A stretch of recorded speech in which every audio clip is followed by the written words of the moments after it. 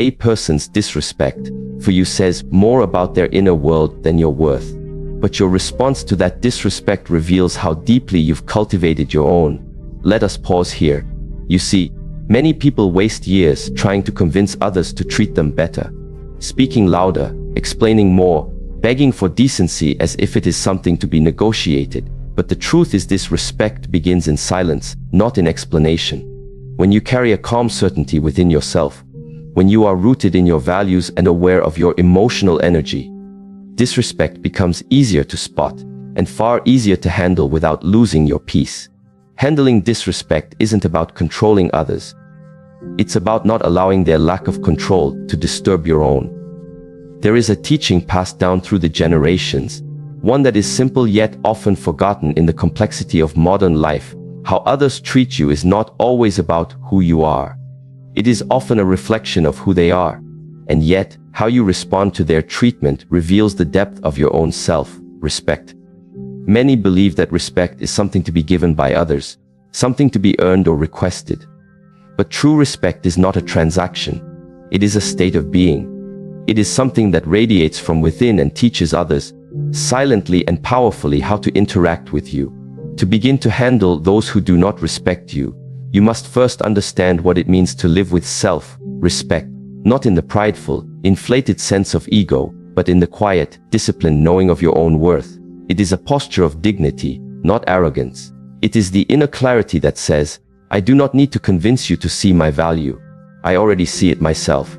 In a small village nestled between mountains, there was once an elderly woman known for her peace and wisdom. She was not wealthy.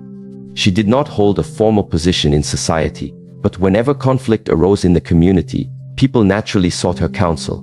One day, a young man came to her, full of frustration. They mock me, he said. They dismiss my ideas. They speak over me as if I'm invisible. Why don't they respect me? The woman listened patiently and then gestured for him to walk with her. She led him to a nearby stream. It was clear and calm. Tell me, she said, if you drop a stone in this water, what happens? The man replied, it ripples. It stirs. She nodded. Now imagine that this water is your inner world. If every word others say creates a ripple within you, how can you ever find stillness? He was quiet. She continued, you want others to see your worth. But first, you must learn to see it yourself, even in silence, even when others do not. This story reflects the truth of the first principle. Respect begins with presence. Your presence communicates far more than your words. When you are centered, when you move with stillness and clarity, people feel it. It is not the loudest voice that commands respect. It is the most rooted one. And that root must begin within you. You may notice that people who do not respect you are often reacting not to who you are now, but to how you have allowed yourself to be treated in the past. Perhaps, unknowingly, you trained them through your silence, through your tolerance, through your hope that being nice would lead to kindness in return. But being good does not mean allowing yourself to be walked over. And being kind does not mean erasing yourself in the name of keeping the peace. Your energy speaks long before your words do. When you walk into a room and your posture says, I belong here, people respond. When your eyes reflect steadiness and not fear, others notice. When your tone is calm but firm, others pause. These are not acts of showmanship. They are expressions of inner harmony. They are the natural result of someone who no longer seeks permission to exist fully. There was a woman I once taught who worked in a very high-pressure office environment. She was intelligent, capable, and deeply compassionate. But she was constantly overlooked, interrupted, and dismissed. During our conversations, she confessed that she often felt like a ghost in the room. I don't know what to do, she said. I speak, but no one listens. I'm tired of trying so hard. I asked her to stop trying. Not to give up, but to stop trying in the way she had been. Try something else, I said. Try simply knowing that you belong there, without needing anyone to validate it. She began to change, not by saying more, but by saying less. She sat taller, she spoke slower. She didn't apologize when she had an opinion. Within weeks, people began responding differently. Why? Because she had changed the conversation without even using words. Her energy no longer whispered, please accept me. It now stated, I accept myself. This is the beginning of mastery, when you teach others how to treat you by embodying the way you treat yourself. And yet, even when we begin this internal shift, we will face challenges. There will always be people who test your boundaries, who mock your calmness, who try to stir chaos in your stillness. This is where the second principle becomes essential. Stillness is power. React less. Respond more. These words sound simple, but they require the discipline of a warrior and the patience of a gardener. To react is to give away your power. It is to let someone else's chaos dictate your emotional climate. But to respond, to choose with awareness how you engage, is a high art. Let us reflect on the image of a bowl of clear water. When you throw a stone into it, it ripples. But if you do not disturb it, it reflects the sky. In life, many situations will throw stones at you. Harsh words, dismissive glances, betrayals. If you allow each of these to ripple through your being, you lose clarity. But when you have trained your inner world to remain calm, you reflect truth. You see clearly. And from that clarity, you act, not out of emotion, but out of wisdom. There is a parable about a samurai who visited a Zen master. The samurai was known for his strength and skill, but he was also easily provoked. "Teach me about heaven and hell," he demanded. The master looked at him and said, "You are nothing but a brute, a disgrace to your title. You couldn't possibly understand such things." The samurai's face turned red with anger. He reached for his sword, ready to strike. The master raised a hand and said, "That is hell." The samurai paused, his body trembling. Slowly, he sheathed his sword and bowed. "And that," the master said, "is heaven." In this brief exchange, the master taught what many never understand: the difference between reaction and response. Reaction is the fire that burns without thought. Response is the warmth that comes from awareness. You cannot master your life until you master your reactions. And you cannot master your reactions until you slow down enough to feel what is true beneath the surface of the moment. There was once a woman who came to a workshop I led. She had spent decades feeling disrespected by her husband. "He never listens," she said. "He interrupts. He dismisses my feelings. And every time I shout back or shut down." I asked her, "What do you feel just before you react?" She said, "Tightness, heat, a need to defend myself." "And if you didn't react right away?" I asked. She paused. "I'd see how tired he is, how defensive he is too, and maybe I'd respond differently." This is the quiet miracle of self-awareness. It reveals not only your pain, but the pain of others. It doesn't excuse disrespect, but it helps you decide how to engage. Not every provocation needs a reply. Sometimes the most powerful statement you can make is the one you choose not to utter. This does not mean tolerating abuse or mistreatment, but it does mean choosing your battles with wisdom. You begin to see that not all disrespect is malicious. Some is ignorance, some is projection, some is the echo of someone else's wounds. When you respond, not react, you become a mirror of clarity, not a sponge for their dysfunction. One of my students, a young teacher, once told me how a student constantly mocked her in class. She felt hurt, embarrassed, disrespected. "Should I discipline him in front of everyone?" she asked. I said, "No. Speak with him privately. Look him in the eye. Ask him with calm curiosity why he speaks that way." She did. The boy, caught off guard by her lack of anger, confessed that he acted out because he thought she didn't like him. The real issue wasn't disrespect. It was a desperate need for connection. By not reacting, she uncovered truth. By responding, she healed the relationship. These are not rare examples. These are moments available to each of us every day. In our homes, in our workplaces, in our hearts. The world does not need more noise. It needs more clarity. And clarity arises when we choose stillness over reaction. When someone disrespects you, ask yourself, is my response rooted in my values or in my wounds? Am I reacting to prove something, or am I choosing to protect something? My peace, my energy, my integrity. The highest form of respect you can offer yourself is this: to not let anyone's chaos pull you out of your calm. To stand, not with aggression, but with presence. To speak, not to dominate, but to reveal truth. And to know always that the way others treat you is not the measure of your worth. Your ability to remain grounded in your worth. That is the measure of your strength. This is the path not only to handling those who do not respect you. It is the path to mastering your life. It is the beginning of freedom, and the doorway to power that does not need to control. It simply is.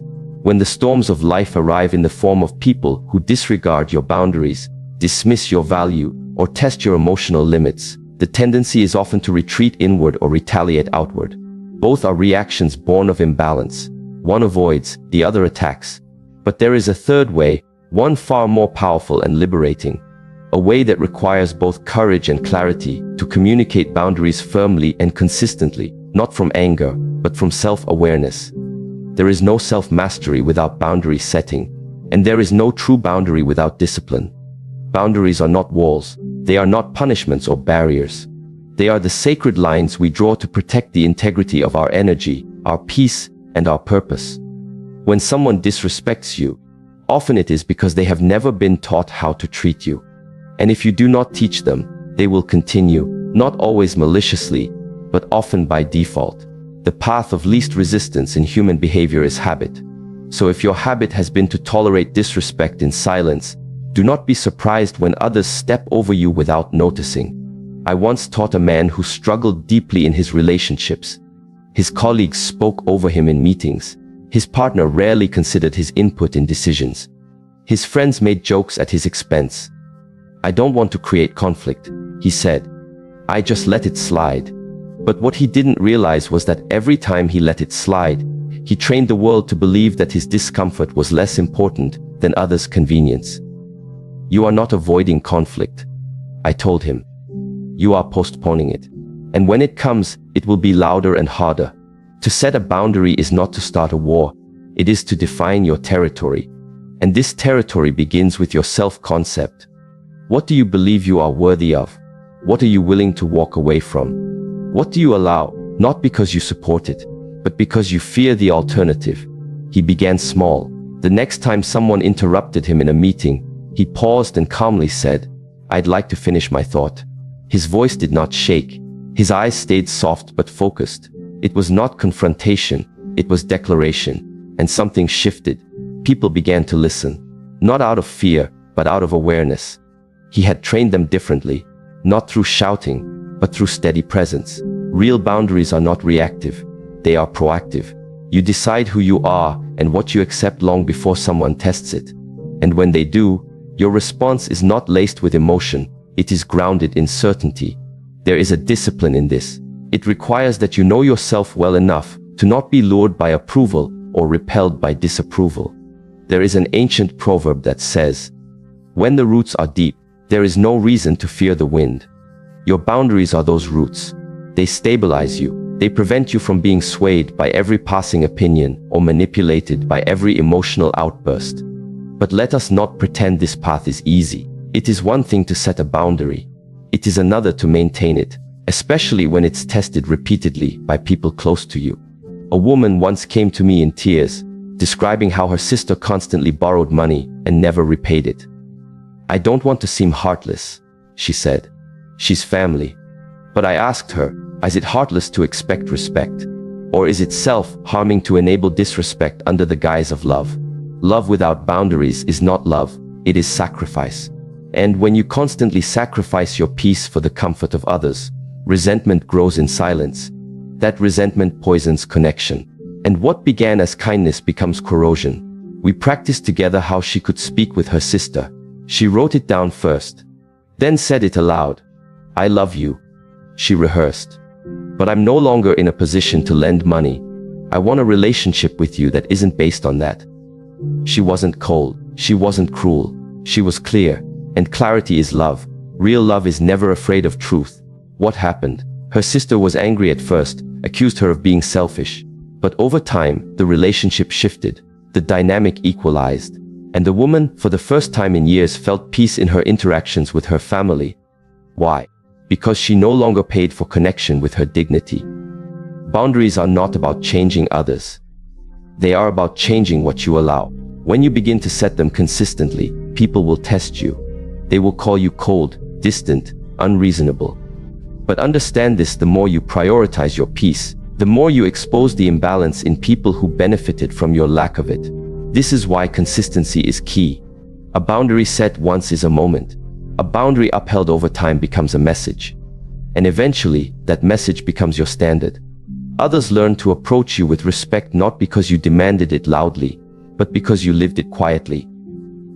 When you communicate boundaries, do not over-explain, do not defend, do not ask for permission. Speak with kindness and firmness. Use the word, I, more than you. Not, you always take advantage of me, but I've decided to no longer participate in this dynamic. Not, you never listen, but I'm choosing to speak with those who value dialogue. This is not manipulation, this is ownership. And perhaps most importantly, be prepared for what comes after. Some will walk away, let them. The ones who remain and respect your boundaries are the ones worth keeping. And more importantly, you will begin to feel the return of your own energy. What you gave to others in fragments, you now reclaim in full. A final story. There was a monk who meditated every morning by a large rock near the river. One day, a man passed by and began shouting insults at him. The monk sat still. The next day, the man returned and shouted again. This continued for days. Eventually, the monk looked up and said, "Why do you keep coming here if you dislike me so much?" The man was startled. "Because I want to see if you'll break." The monk replied, "You misunderstand. I don't sit here to enjoy you. I sit here to remember that peace is mine to protect, and I will not abandon it to prove anything." This is the essence of boundary setting, not to punish others, but to protect your peace, to not abandon yourself in the name of belonging, to remain rooted in who you are, even as others try to pull you from the soil of your self-respect. And yet, in this journey, you will reach a point where words and boundaries are no longer enough. There will be people who continue to cross the line, who ignore, deny, or dismiss your efforts to relate with respect. And that is when the deeper lesson must be embraced, learning to detach from people who drain your energy. This is not rejection, it is redirection. We live in a world where loyalty is praised, even when it becomes self-destructive. We are told to never give up on people, to always keep trying, to hold on no matter the cost. But what is the cost? When the same person keeps disrespecting you, ignoring your growth, mocking your efforts, what is the price of staying? To detach is not to stop caring. It is to care from a distance. It is to say, I can still love you, but I love myself too much to stay in this dynamic. I release you, not from my heart, but from my immediate space. You no longer have unrestricted access to my attention, my energy, my peace. A young man once approached me after a lecture. He spoke about his father, who constantly criticized him, dismissed his accomplishments, and undermined his confidence. "I keep trying," he said. "I thought if I just succeeded enough, he'd respect me." I looked him in the eye and said, "Respect is not a reward you win from the unwilling. It is the soil in which healthy relationships grow. If it's not there, no amount of striving will plant it." He wept, not because he was weak, but because for the first time, he realized the battle he had been fighting was not with his father, but with his own fear of letting go. We worked together. He wrote a letter to his father, not out of anger, but out of clarity. He expressed his pain. He shared his boundaries. And then he chose distance, not to punish, but to heal. The transformation was profound. He began to invest his energy elsewhere, into friendships that uplifted him, work that inspired him, practices that grounded him. And slowly, the voice of his father became quieter, not because it disappeared, but because he stopped feeding it with his attention. This is the truth of energy. Where attention goes, life flows. And where life flows, power grows. When you continuously give your energy to those who disrespect you, you drain yourself. But when you reclaim that energy and redirect it towards self-nourishment, your whole life begins to change. There is a beautiful analogy from nature. Consider the lotus flower. It grows in muddy waters, but it does not attach to the mud. Its petals repel the filth. It rises above, not by fighting the mud, but by transcending it. The lotus is not angry at the mud. It simply refuses to live within it. In the same way, you do not need to hate those who do not respect you. You simply need to stop living at the level of their energy. You rise, not in ego, but in essence. You grow, not in separation, but in sovereignty. Detachment is an act of love. Love for yourself, love for truth, love for what is real. When someone repeatedly shows you that they cannot meet you with respect, the most respectful thing you can do, for both of you, is to release them. In doing so, you create space for what is aligned to enter. And yes, There will be grief. There will be moments of doubt. There will be a part of you that asks, was I too harsh? But sit with that question. Then ask another. What part of me believed that disrespect was acceptable for the sake of connection? That is the part that now requires your love, your healing, your attention. You are not here to convince anyone of your value. You are here to embody it, not with noise, not with force, but with quiet, unshakable presence. And when that presence is consistently dishonored, you walk away, not because you are cold, but because you are awake. To detach is to trust. Trust that what is meant for you will meet you in alignment. Trust that you no longer need to carry the weight of others' projections. Trust that your energy is sacred and must be protected, not by avoidance, but by intentionality. Every person you release creates room for something deeper. Every goodbye said with clarity becomes a door to a new chapter. And every act of detachment, when done with wisdom, becomes an act of liberation. Not just from others, but from the version of you that tolerated what you no longer accept. This is not theory. It is lived experience. It is the path of self-mastery. And it begins, always, with the question, what am I allowing that is costing me my peace? From that question comes awareness. From awareness comes choice. And from choice comes change. There is a silence within you that the noise of the world can never reach. But the question is, do you know how to access it? Because when you are in the presence of people who do not respect you, when their words pierce or their actions bruise your sense of self, your greatest strength is not to mirror their energy. Your strength lies in your stillness, your ability to remain grounded, unshaken, unmoved. Not by suppressing your emotions, but by knowing how to govern them. The person who knows how to sit with themselves in stillness is not easy to manipulate. They are not quick to react. They do not seek external approval to validate internal peace. They are connected to something deeper than the surface level provocations of others. And this is where true power is born, not in domination over others, but in the quiet mastery of your own being. A woman once came to the temple, weary and restless. She had just come out of a long relationship where she was constantly disrespected. Her voice had been silenced. Her worth was questioned. Her kindness mistaken for weakness. I gave everything, she said, and I lost myself in the process. We sat together, in silence, for a long while. She grew uncomfortable. Shouldn't we talk? She asked. I smiled. Talking is easy, I said. Listening to the self is harder. She looked puzzled. But what should I do now? Again, I said nothing. I simply invited her to breathe with awareness, to feel her own body, her heartbeat, the tension she carried in her shoulders. After several days of this practice, something shifted. She began to cry, not from sadness, but from recognition. I never realized how loud the noise was inside me, she said. I was so used to trying to be heard by others that I stopped listening to myself. And that is the sickness of our time. We seek validation. We chase acknowledgement. We want others to respect us, even when we have forgotten how to hold ourselves in reverence. When your internal world is chaotic, the external world becomes unbearable. But when you cultivate stillness within, disrespect loses its grip on you. It may still hurt, but it no longer defines you. Stillness is not passivity. It is not weakness. It is the ability to observe your emotions without becoming consumed by them. It is what allows you to respond instead of react. And this, in human relationships, is a superpower, especially when you are faced with people who try to provoke you, dismiss you, or minimize your worth. There is a powerful story about a samurai who visited a Zen master. The samurai was praised throughout the land for his skill in battle, but he was easily angered, especially when disrespected. He said to the master, "Teach me how to remain calm even when I am insulted." The master poured him a cup of tea and kept pouring. The tea spilled over. "What are you doing?" the samurai yelled. The master replied, "This is your mind when it is full of ego and pride. It overflows at the slightest disturbance." The samurai looked at the puddle and understood. It was not the insult that had power. It was his inability to hold it without overflowing. This is why we train the mind through stillness. This is why we discipline the emotions, not to suppress them, but to refine them. Anger, sadness, fear, they are not enemies. They are signals.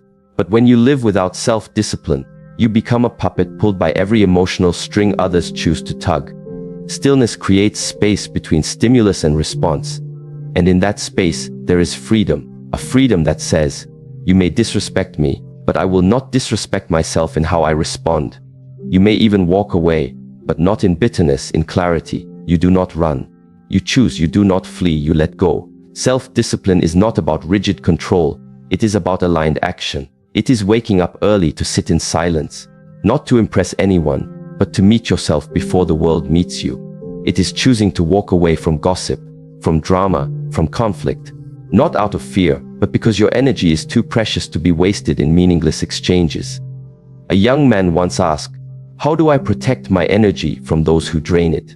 I told him, by being careful who you give your time, attention, and emotional response to, and by making sure that before anyone else interacts with your energy, you have first fed it with solitude, silence, and purpose. He nodded, but I could see he did not fully understand. So I gave him an assignment for the next 30 days. Spend the first hour of the morning alone, without a phone, without distraction, just in silence, breath, and reflection. He came back later transformed. I never knew how much I lived in reaction mode. He said, no, even when someone insults me, it doesn't hit the same way. I've already filled myself up that morning. Their words can't enter where I've already placed peace. This is what we must all learn. To fill ourselves before the world empties us. To return to the inner temple daily. Not as an escape from life, but as preparation for it.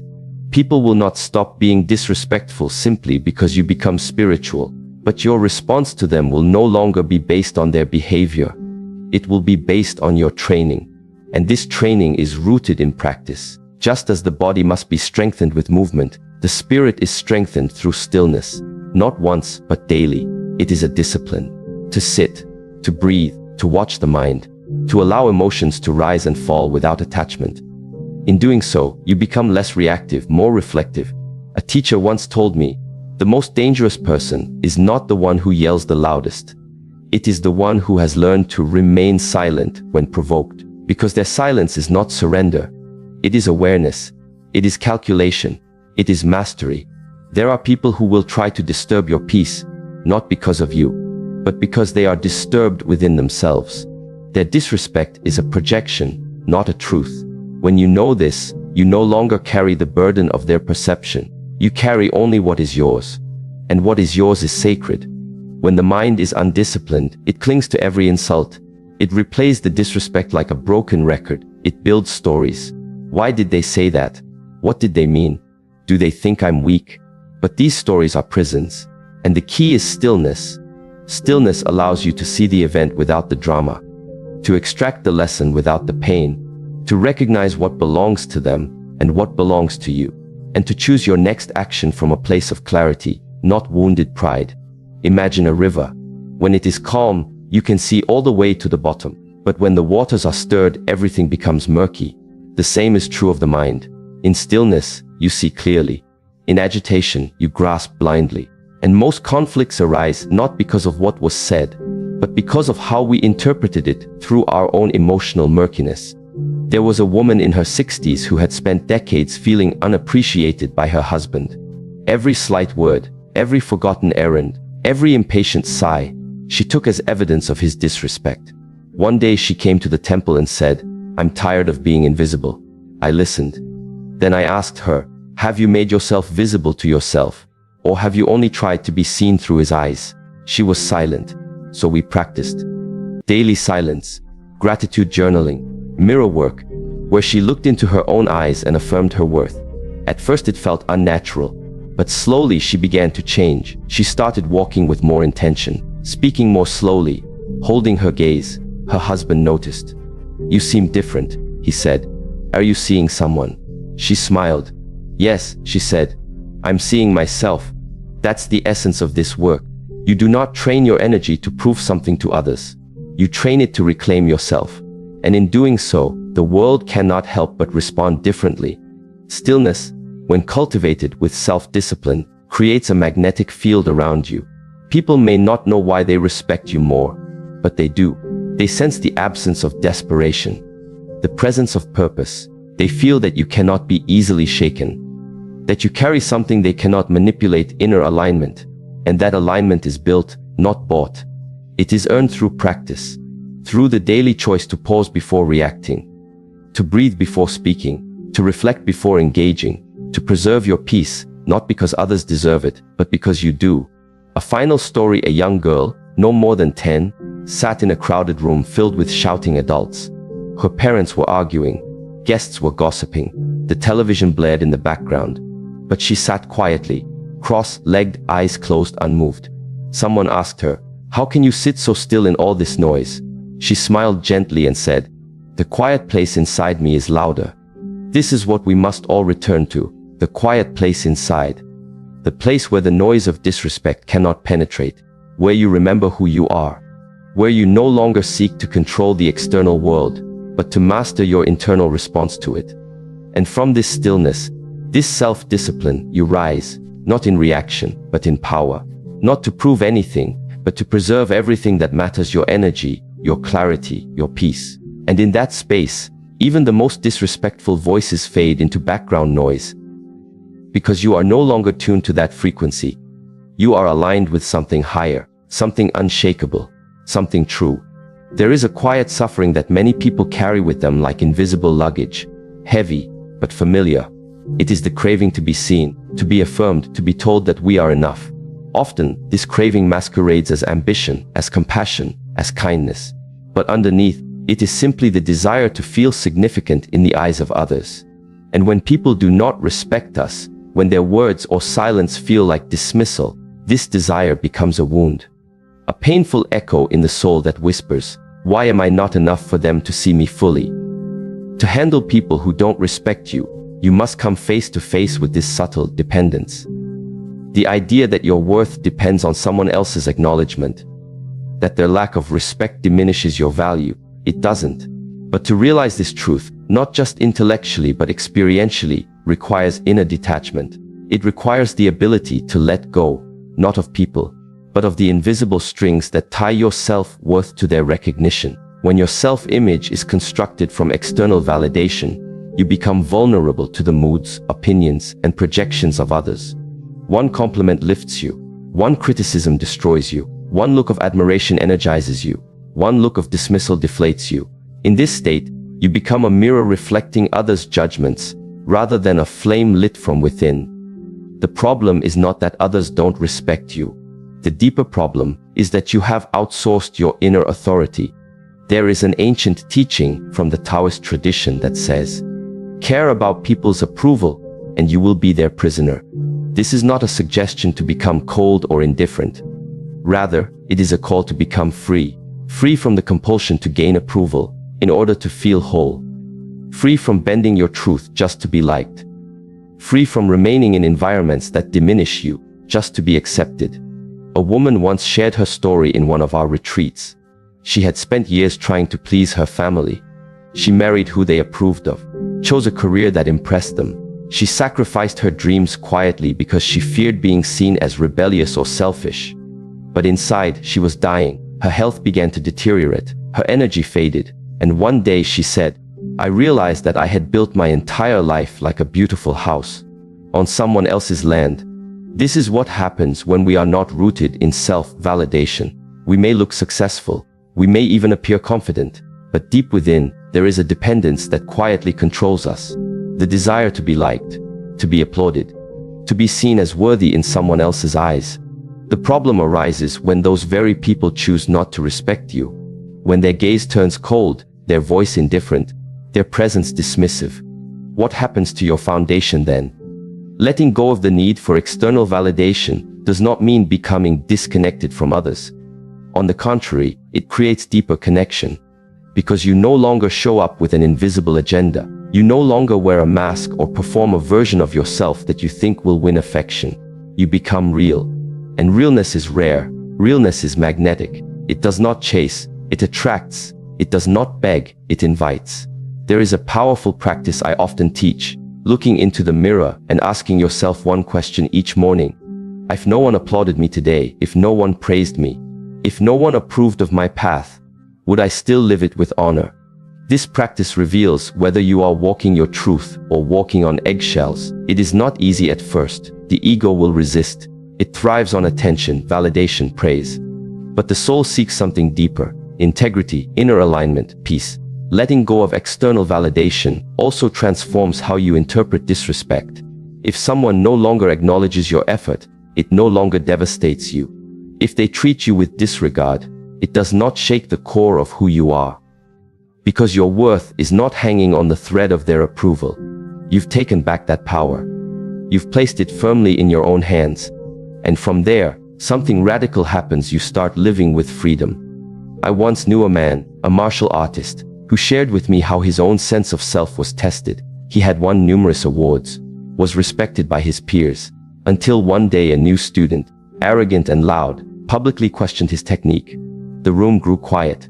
All eyes turned to the master, but instead of defending himself, the master smiled gently and said, "When you have walked the mountain path, you do not explain the steps to one who has never left the village."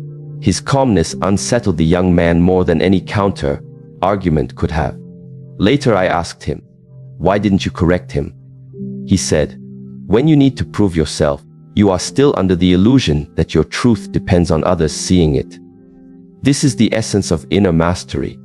To live without needing to be seen, to act with integrity even when no one is watching, to walk your path without broadcasting every step. When you truly validate yourself, disrespect becomes just noise, not a personal attack, but a reflection of someone else's state of being. And you meet it not with retaliation, but with clarity, not with pain, but with peace. Consider the woman who speaks softly, but with conviction, who enters a room not seeking attention, but carrying presence, who does not flaunt her worth, but who walks in it. People sense her strength, not because she demands respect, but because she doesn't need it to feel whole. That is the kind of woman who can disarm disrespect with her very being. Her energy is not reactive, it is centered. And from that centeredness, she sees through people, not just at them. This ability to see through people is one of the gifts that arises when you no longer seek their approval. You begin to notice what drives their behavior, their insecurity, their fear, their own unhealed wounds. Disrespect no longer feels personal, it feels transparent. You recognize that they speak from their own limitations, not your inadequacies. And this recognition births compassion, not resentment. There was an older woman, in her 70s, who shared that for most of her life, she tried to please her critical mother. She became the perfect daughter, the overachiever, the caregiver. But no matter what she did, her mother found faults. "You should have done it this way," she would say. Or, "You always think of yourself first." It broke her heart again and again, until one day, in a quiet moment of reflection, the woman realized, "My mother speaks from her pain, not from truth. And I've been using her as a mirror to measure myself, when all along, the mirror was cracked." From that moment, she stopped seeking her mother's approval. Not with bitterness, but with liberation. She cared, but she no longer needed. To let go of external validation is to take back authorship of your identity. You stop being written by others. You write yourself. Your values become your compass. Your voice becomes your guide. Your silence becomes your power. And your presence becomes enough. No performance required. But how do we develop this inner grounding in a world that constantly trains us to seek approval? Where likes and comments, reactions and ratings dominate our sense of worth, the answer is simple but not easy. You return inward. Again and again, you practice solitude, not loneliness. You spend time doing things that align with your spirit, even if no one else sees or praises them. You journal, you reflect, you walk in nature, you meditate. You train your attention to remain within yourself, rather than chasing the eyes of others. You also pay attention to the subtle language you use with yourself. Do you constantly compare your progress to others? Do you dismiss your own efforts unless someone else applauds them? Do you feel incomplete without a partner, a title, a status? These are all signs that your validation system is externally powered. And like any machine dependent on external fuel, it will eventually break down. But when you validate yourself, you become self-powered. Independent of the weather outside, you maintain your inner climate. And from this inner wholeness, you begin to attract different kinds of relationships. Ones built on mutual respect, not dependency. Ones rooted in authenticity, not performance. A woman once told me that she walked away from a relationship not because she stopped loving the man, but because she finally loved herself more. For years, she tolerated his disrespect, excusing it as stress, personality, or misunderstanding. But one morning, while standing in front of the mirror, she heard herself whisper, "I deserve to be spoken to with kindness." That single sentence changed everything. She didn't shout. She didn't argue. She simply walked away with quiet strength, and for the first time, she saw herself not through his eyes, but through her own. That is the transformation we are speaking of. A shift from, "Do they see me?" to, "Do I see myself?" From, "Will they value me?" to, "Have I valued myself today?" And from, "I hope they respect me," to, "I will never again betray myself just to be tolerated." This path requires courage. Not loud courage, but quiet, daily courage. The courage to stay in your center when people try to pull you out of it. The courage to listen to your own inner voice, even when others are louder. The courage to walk alone, if necessary, until you meet those who walk with respect. And you will know when you are free, because disrespect will no longer feel like a reflection of your worth. It will simply be information, a sign of who that person is, and a decision for you to make, not from a place of pain, but from a place of power. In the end, your validation must come from the depth of your being, from the part of you that does not shift with opinions or seasons, from the knowing that you are enough, not because of what you do or who affirms you, but because you are aligned with your truth. And from that truth, you can navigate the world with grace, presence, and unshakable dignity. In this life, you will encounter people who do not see you clearly. They may misjudge you, dismiss you, or treat you in ways that fail to reflect your value. But their blindness is not your burden. Your task is not to convince others of your worth. It is to walk in it quietly, consistently, and without apology. Respect, in its truest form, begins with how you treat yourself. When you are rooted in self-awareness, when you uphold your own standards, when you respond with discipline instead of reactivity, you are no longer dependent on the behavior of others to dictate your peace. The disrespect of others does not break you when you have mastered the art of staying centered. When you observe instead of absorb. When you assert instead of attack. When you walk away not to punish, but to protect what is sacred within you. Let others be as they are. Let their words reveal their level of consciousness. Let their actions speak louder than their apologies. You are not here to chase validation, or to remain in places where your soul must shrink to be accepted. You are here to grow in clarity, in integrity, and in strength. And when you respond to disrespect not with anger, but with wisdom, you begin to transform not just the dynamic, but yourself. So walk calmly, but firmly. Speak softly, but truthfully. And carry yourself in such a way that even in silence, your presence commands respect, not by force, but by the quiet power of one who knows who they are. This is how you handle people who don't respect you. You return to yourself. And from that place, no one, not even the loudest critic, can move you from your path.